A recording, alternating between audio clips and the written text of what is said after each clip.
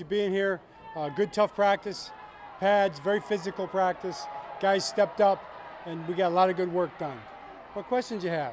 John, we heard about the news about Joe D. Can you just talk about his impact on the team and the significance of what Herman really does here?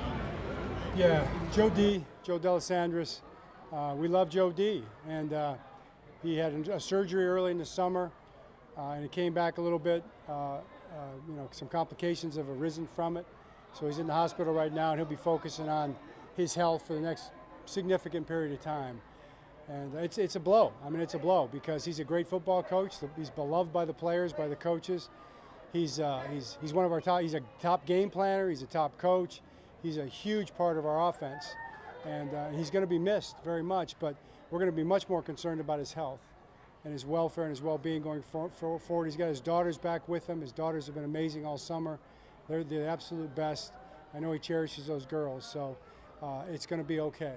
And then we're bringing in George Warhop. George Warhop's a guy that actually we played against each other in college. Now, he was at Cincinnati, I was at Miami, the oldest rivalry west of the Allegheny Mountains.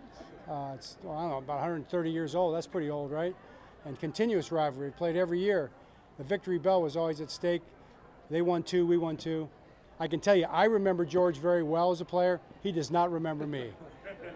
He didn't notice me out there, but I noticed him. He was a great player. He's been a great coach in this league, and we're very fortunate and blessed to have him come aboard. We saw the report or your statement about Mark Andrews. How is he feeling? What else can you say about that? Yeah, he's feeling good. I would say, you know what I would say about that? I would say wear your seatbelts. You know, Mark wore his seatbelts, and that was an accident that happened, and it was pretty significant, I believe, and he came out of it with nothing at all, not a scrape. So wear your seatbelts, and we're thankful to God for that, for him coming out of that safe, and for God protecting him in that circumstance. Coach, Cal Hamilton comes back with an injury, interception today. Really not missing a beat. How good is to have him back playing almost Yeah, it's great. You know, it's great. It's great to have him back playing great, and what a resilient guy. What a leader by example, leader by every way. But he's had 2 great practices since that. John, I saw a long chat there with Brandon Hyde. What did you guys talk about? We were talking about the suicide squeeze. You know, hit and run. Had a little hit and run in there. We're talking about our teams, really. You know, I kind of had some questions about his team, and he had some questions about my team, and maybe some things that were coming up with his team, and I had no advice for him, and some things up with our team, and you know, that's kind of how it works, you know. So it's a joy to watch him. I have so much respect for Brandon. I think he's a great coach, great skipper, and what a job they've done. The team's so exciting. Having those guys, they're right there behind. We got them right up there behind, you know, with the players. They were 15 yards away from the play, and I think they were really enjoying it, you know. Just like our guys would like to be right there on the dugout rail if you could be, you know. So it's pretty cool having those guys here. John, I think we saw Steve Wilkes on the sideline today. Can you talk to us about your relationship with him? Yeah, Steve, obviously another guy. He wanted to come visit practice. I think Steve is visiting certain teams here during training camp, and you know, like coaches do. Coaches like to get out and they like to learn, they like to research. And Steve is another coach we have tremendous respect for. He's been a guy that we've known for a long time, and having him here and picking his brain a little bit, that was really cool too. John, we will get you before Saturday. Is it kind of going to be the same philosophy for your starters, especially for someone like Lamar from preseason, or will you get any more guys out there?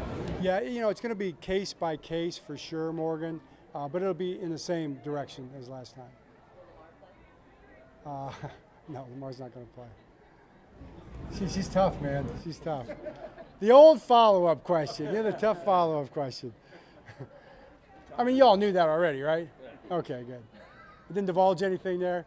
But there'll be headlines about it, which is crazy to me. But that's cool. That's when you have the reigning NFL MVP. That's a good point. Yeah. John, it's a good problem to have. It is a good problem to have. Of course, Mark said he's not injured, whatever. Mark Andrews is not injured. Yeah, I think you said in the statement that he's expected to come back in a few days.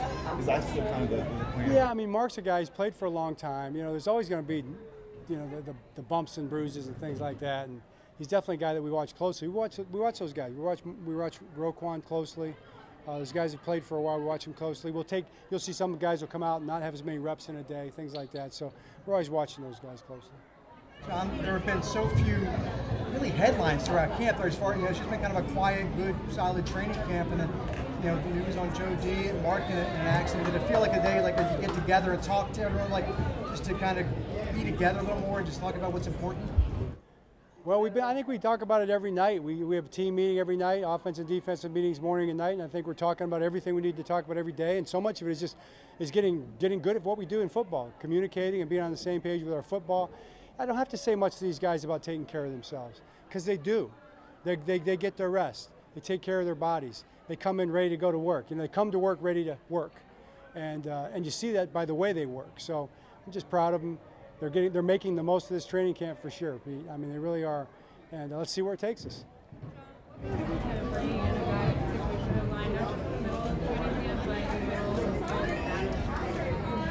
Yeah, it's an interesting dilemma for sure. It's definitely not something I've ever been associated with. I would just say, by the grace of God, George Warhop is available, a guy that we've known for many years and respected.